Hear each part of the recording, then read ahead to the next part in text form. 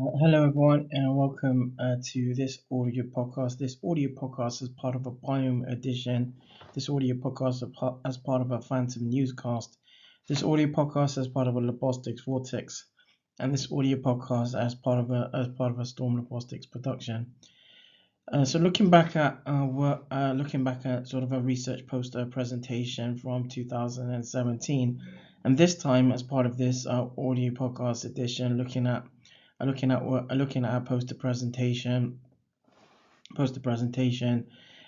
in within the theme within the theme where the theme was hematology, and the heading around this poster presentation excuse me was in regard to hemolytic uremic syndrome, or HUS, clinical medicine versus clinical anatomy.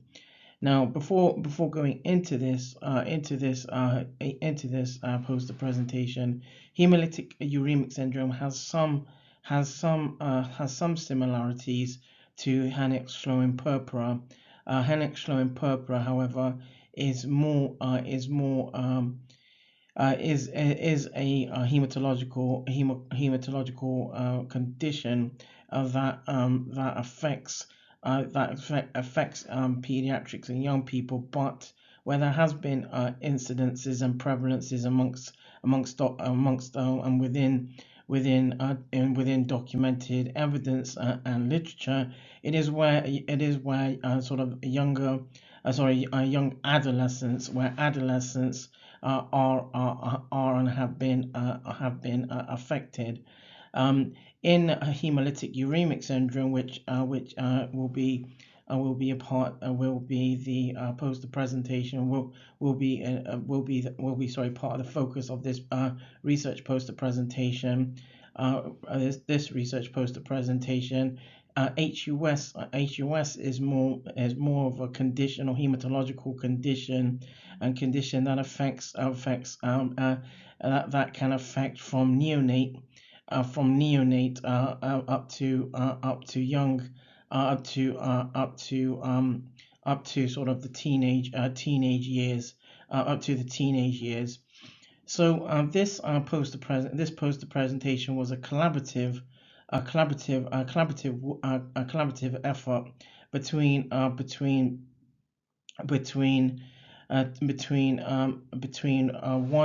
one NHS one NHS trust in the southwest region of the United Kingdom, one academic institution, and also where there was collaboration between a secondary hospital, a secondary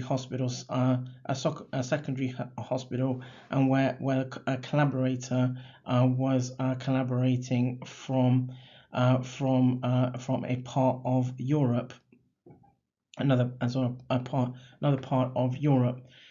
So this poster presentation was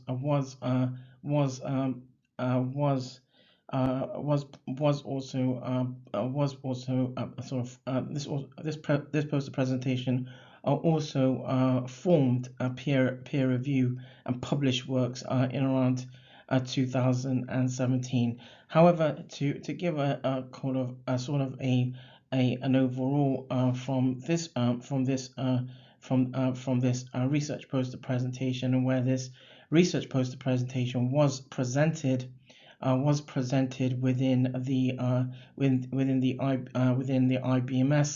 IBMS Congress in 2017. So a bit of background.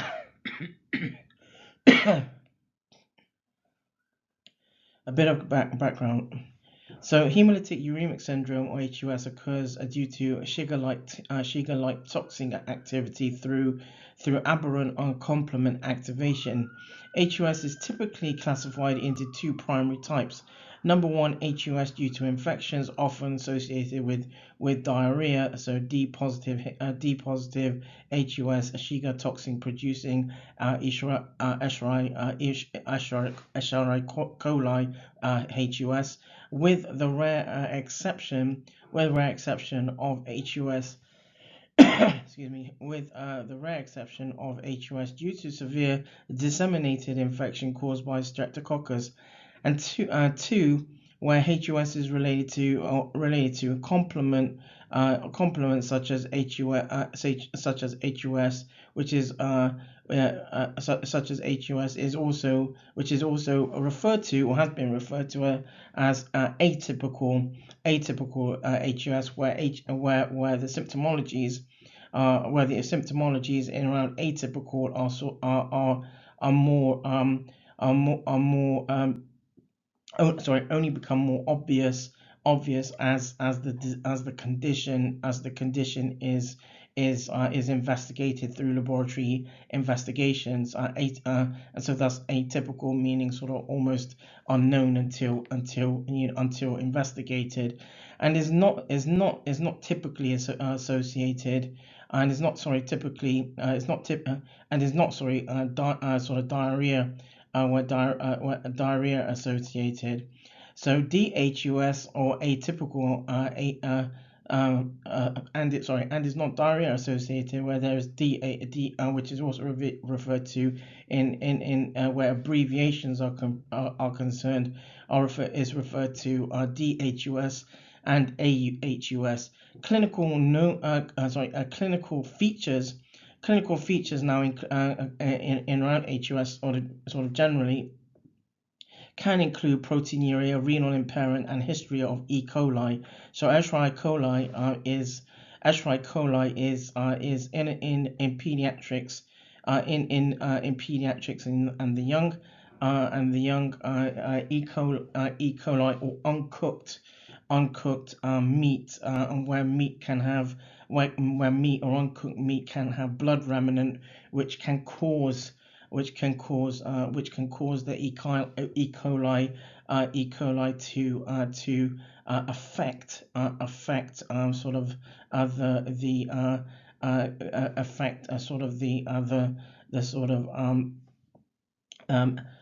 the primarily the sort of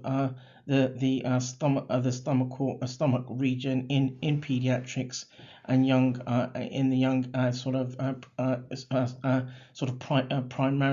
primarily, and so there was renal impairment and history of E. coli a history of E. coli and in regard to where E. coli also prompts a sort of the diarrhea symptomology.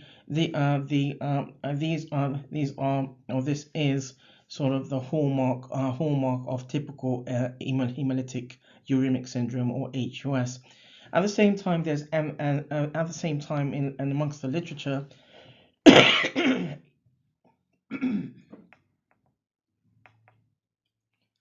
excuse me, in amongst the literature, encephalopathy is rare. Encephalopathy is rare, but can cause death. HUS is seen increasingly following outbreaks of infection with virotoxin or VT producing organisms. It represents a growing public health problem, and data has suggested that more awareness of specific microorganisms causing diarrhea, and those thus leading to HUS and or HUS related symptoms may become more important in future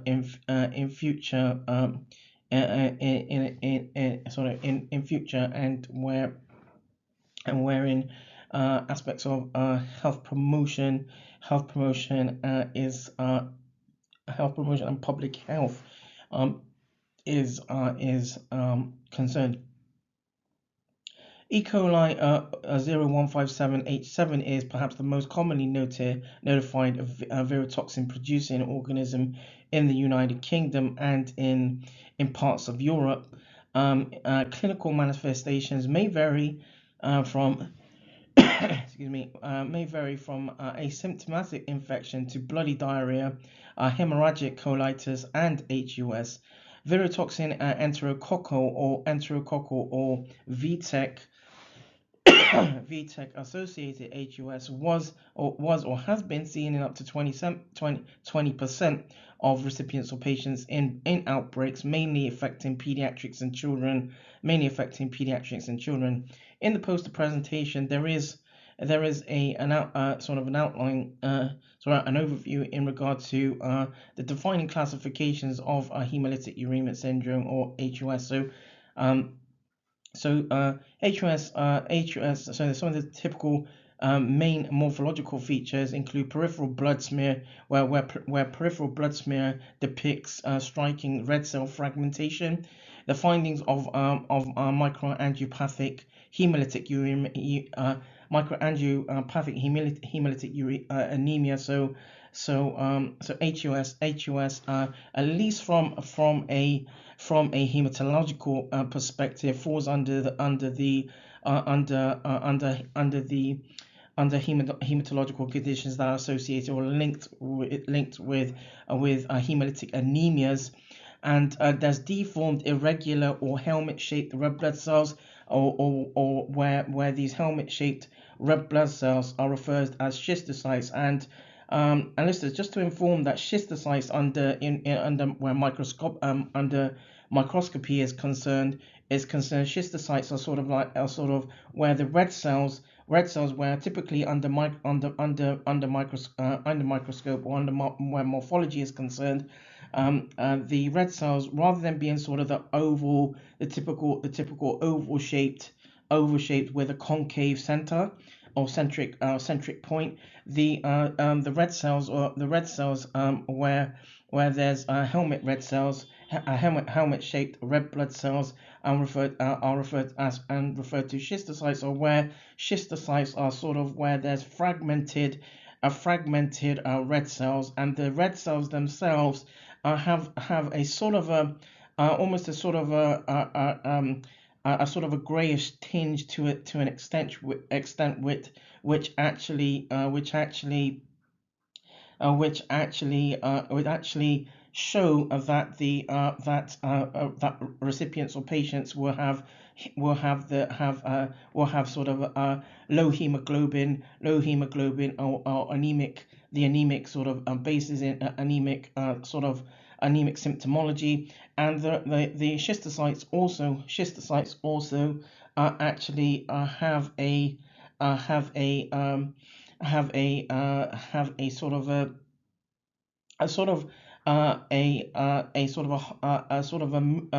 a crescent, almost like a crescent shape, but where the crescent shape indicates that the red cell has an abnormal morphology. And with the deformed, irregular, or helmet-shaped red blood cell or schistocytes, there's thrombocytopenia, there's low platelet count, there's neutrophils, which may be quite marked, and it is marked as a marker of adverse prognoses. There's also polychromasia. So I mentioned, where it's been mentioned, like as with the red cells, and the schistocytes, the polychromasia, where there's the grayish, which is the grayish tinge, which is the grayish tinge. So polychromasia meaning sort of the shiny tinge or the grayish tinge that marks the sort of decolorization of normal red cells. Then there's bone marrow. Bone marrow is cellular, which is a response to hemolysis. So there's a in pediatrics, in young people, unfortunately, who are diagnosed with hemolytic uremic syndrome or HUS. There's unfortunately a rapid breakdown of red cells. So the red cells are turning over really quickly, so that unfortunately the bone marrow the bone marrow within recipients within pediatrics and young people who are diagnosed has to or tends to have to work harder, and thus where there's the normal where the typical sort of red cell turnover time is anything up to 120 days.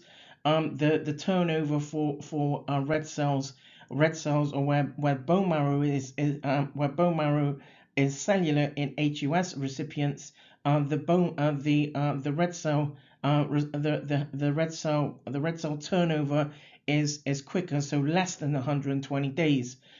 So you can imagine in pediatrics and the young, that the red cells are having to work even harder. Thus there's oxygenation issues with pediatrics, or can have where pediatrics can have oxygenation issues with this red cell, with this response to hemolysis and red cell breakdown. And now going into a little bit of epidemiology around this condition. So HUS is perhaps one of the most common causes of acute renal failure, and although terminology acute renal failure is not in more sort of more current or present literature is not used as much. Acute renal failure is still and can be a common common cause in children and pediatrics with an equal gender incidence. The annual incidence of a virotoxin producing Escherichia coli or E. coli infection varies geographically. It can range from anything from 1 to 30 cases per 100,000 in industrialized countries, and there is a seasonal variation, thus being more common in warmer months, and it is common in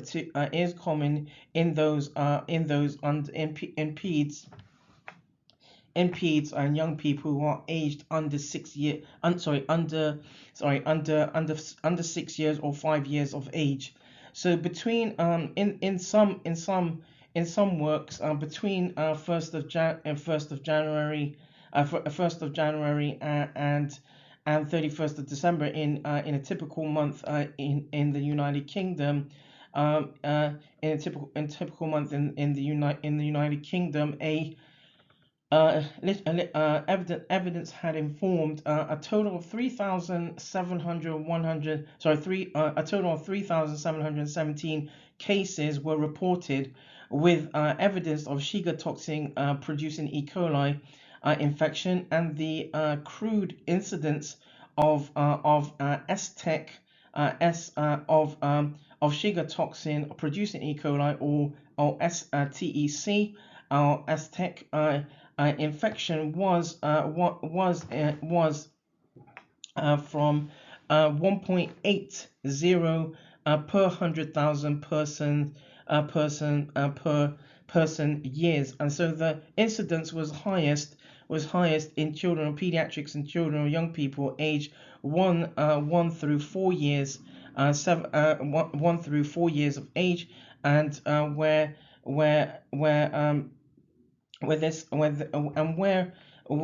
the incidence and where the excuse me, where the incidence in around this also is and was similar to 7.63 per 100,000 person years.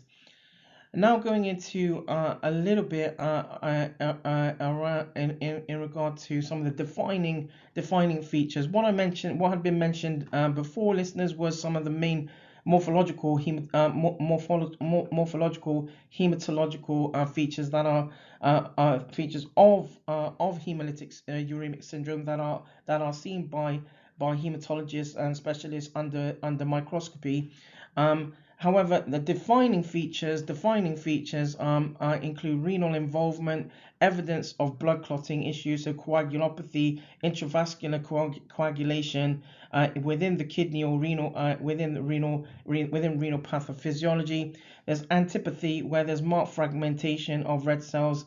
The disorder is associated with activation of neutrophils. So with the increase of with the red cell turnover, it means that various hematological components such as neutrophils, macrophages, and general macrophages, macrophages and sorry, macrophages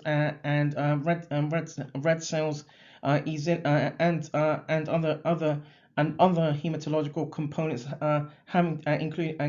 including neutrophils, are having to tend to turn over quicker.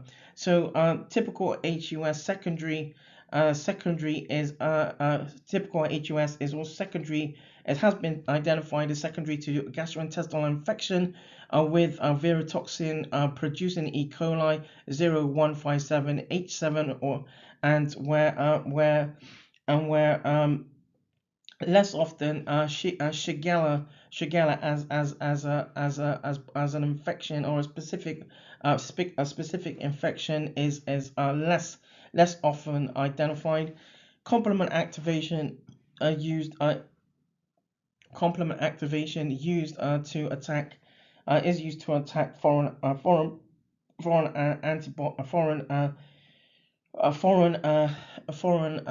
bodies within where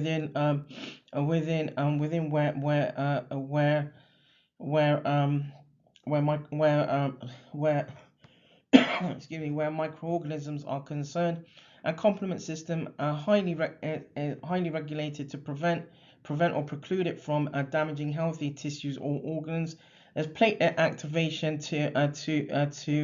platelet activation, although there's damage to endothelial cells and cells that line the blood. So endothelial cells are those cells that tend to line blood vessels, and there's white blood cell activation causing the hemolysis, hence the quick sort of turnover of red blood cells within pediatrics, or young people who are diagnosed with forms with HUS. So there's there tends to be again the white blood cells, white blood cell activation. There's also TMA. TMA is referred to as thrombotic microangiopathy. So there's thinning of blood vessels, and the thinning of blood vessels causes formation of blood clots in small vessels throughout the body, throughout the physiology, and over time, causing multiple organ damage. Now looking at a little bit in regard to the sort of the diarrhea association and some of the laboratory investigations. So the use of anti-motility drugs or pharmacotherapy increase the risk of developing HUS, and it is rare. It is a rare condition. A rare condition amongst a rare condition or syndrome sort of post puberty. So atypical HUS or AHUS can be inherited or acquired and does not appear to vary by race, gender, or geographic area. Data on the prevalence excuse me, data on the prevalence of AHUS is and has been somewhat limited amongst the literature. Now a little bit in regard to the laboratory investigations. So hemolysis and red cell fragmentation are usually evident at presentation, although this rarely develops later in the condition, even after platelet count improvement. Coagulation studies or investigations are usually normal, or can be normal, normal with mildly raised D dimer, which D dimer being a specific investigation for red cell breakdown. And so the D dimer titers or the levels of D dimer, in contrast to another investigation referred to disseminated intravascular coagulation, or DIC. And another sort of clotting investigation, if you will, is the von Willebrand factor, or VWF levels, which are usually markedly raised during acute illness, whilst analysis may or may not show ultra sort of large multimers and poor prognostic features at presentation include, again, so that high neutrophil count and severe thrombocytopenia. So severe low platelet count severe thrombocytopenia is uncommon, though children or pediatrics will tend to present with thrombocytopenia, but prolonged thrombocytopenia for more than 10 days is and has been associated with a long-term renal picture. And factor 8 levels do not correlate with the clinical outcome. Now looking at some clinical pathology in regard to and relating to as part of hemolytic uremic syndrome. So in around the clinical pathology, so this is where in laboratory medicine, listeners, clinical pathology is to do with where the tissues of pathophysiology, or where pathophysiology is concerned, can be unfortunately abnormal to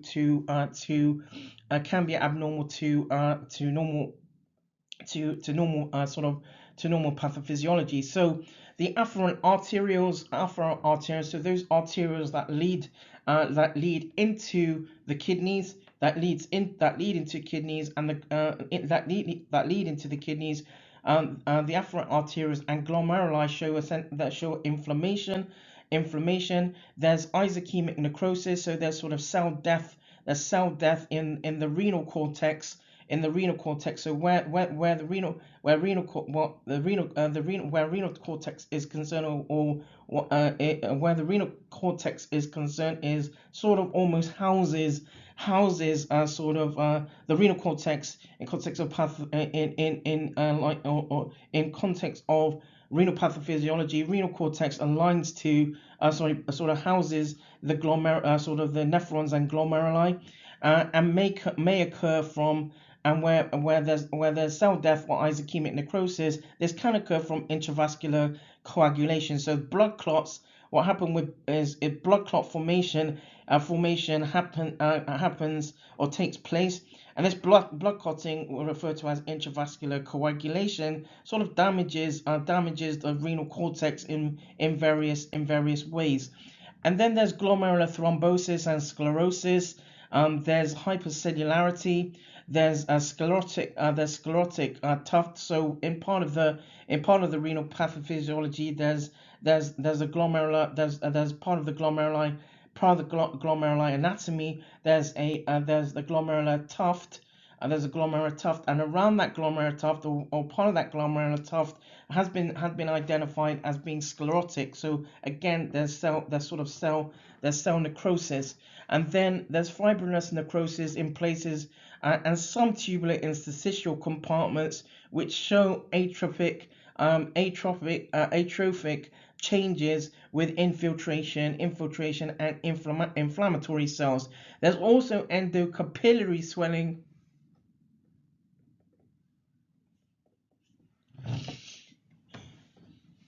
There's also endocapillary swelling with diffuse arteriolar and arterial luminal stenosis due to the thickness and sclerotic changes of the media and intima. There's generally as part of clinical pathology, there's general renal sclerosis or renal scarring. And now going into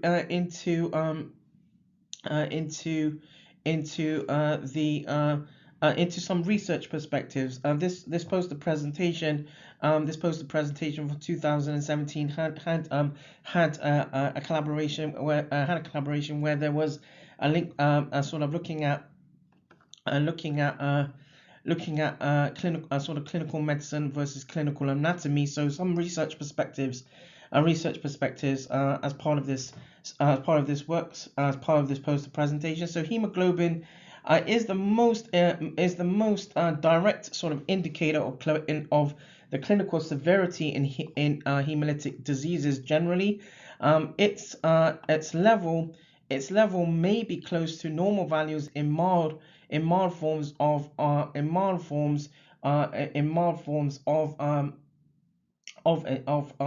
anemia, where hemoglobin can be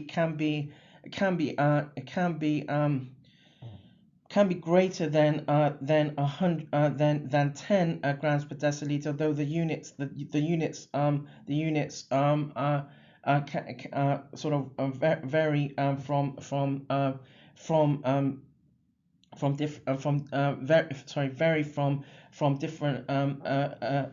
vary across the laboratory and pathology sort of practices, but can be greater than 10 grams per deciliter, or reduced in moderate hemoglobin, anything between 8 to 10 grams per deciliter, and severe being where the hemoglobin is between 6 to 8 grams per deciliter, and very severe where hemoglobin is 6 grams per deciliter.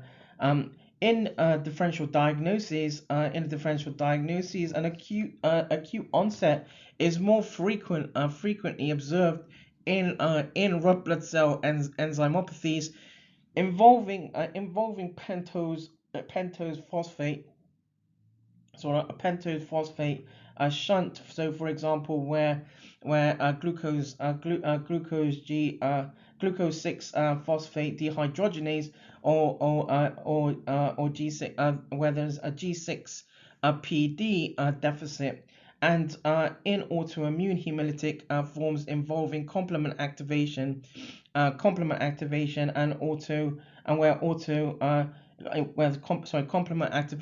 then autohemolytic anemia. Autohemolytic anemia is caused by sort of the warm IgM, warm IgG, and C mixed and cold gluten disease, with a thermal range close to physiological temperature, and in where paroxysmal nocturnal hemoglobinuria is and has been evident. So a little bit now, towards finalizing this research poster presentation, looking at clinical medicine and then the clinical anatomy aspects. So in clinical medicine, there's bloody diarrhea. Still a most crucial element to be aware of in peds and young patients. Renal function over time must be monitored. Hemolytic parameters may be differently altered in the various conditions, thus helping the differential diagnosis and coagulation, which must be monitored. There's lactate dehydrogenase. Lactate dehydrogenase investigation can be useful in evaluating response to treatment or specific treatments as its level decreases along with reduction of the hemolytic rate. And then there's polynucleosis, which is a factor of poor prognosis. In around the clinical anatomy and the specifics, more specifics around the clinical anatomy, the glomerulus, there's hyalinized and thickened, and sometimes split capillary walls due to endothelial swelling. The tubules are atrophied and contain hyalinized casts. There's where the institution in the institution there's fibrosed, and lymphostatic, lymphocystic infiltrations in around the blood vessel or the vessels, the arterial and atrial and arterial sclerosis. There's atrial and arterial sclerosis. There's intima hyperplasia, and there's fibrinode necrosis with large deposits of fibrin-related materials in the capillary lumen. They are often occluded by thrombi. So where blood within the vessels, where blood looks to go through blood vessels, there's thrombi. Where bits of the vessels sort of get broken off, and then thrombi formation. There's thrombi formation as part of the sclerosis, the sclerotic and sclerosis symptomology. So in regard to the disease, the condition and its management, if you like. So either hemodialysis in peds or peritoneal dialysis treatments or peritoneal dialysis treatments is and are essential when renal function is altered. It is crucial primarily crucial in peds and young people who are diagnosed to control arterial blood pressure, ABP, and thus preventing any longer term complications. And red blood cell transfusion in children or pediatrics in children is common owing to the anemia, and there's fraction frozen plasma. So there's been some literature in regard to the use of fraction frozen plasma. However, fraction frozen plasma has been used in peds or peds, but where peds have grown up with the condition, and where fraction frozen plasma can be used and has been administered.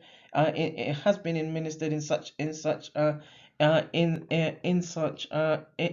recipients. However, fraction frozen plasma can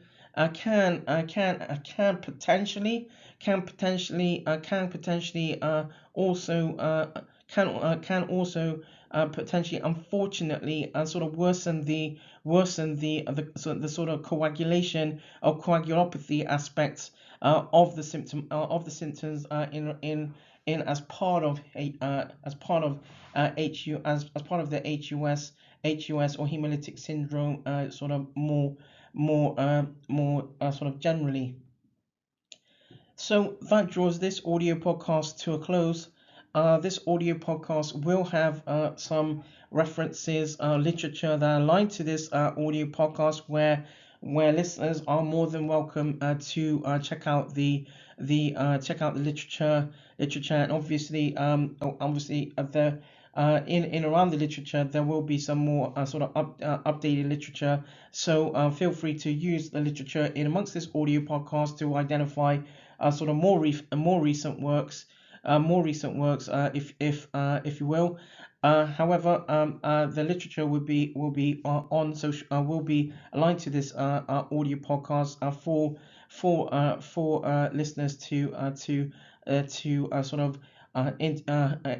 also interact with this works. So that draws this audio podcast to a close. This audio podcast as part of a Biome edition. This audio podcast as part of a Phantom Newscast. This audio podcast as part of a Lobostics Vortex. And this audio podcast as part of a Storm Lobostics production. Thank you.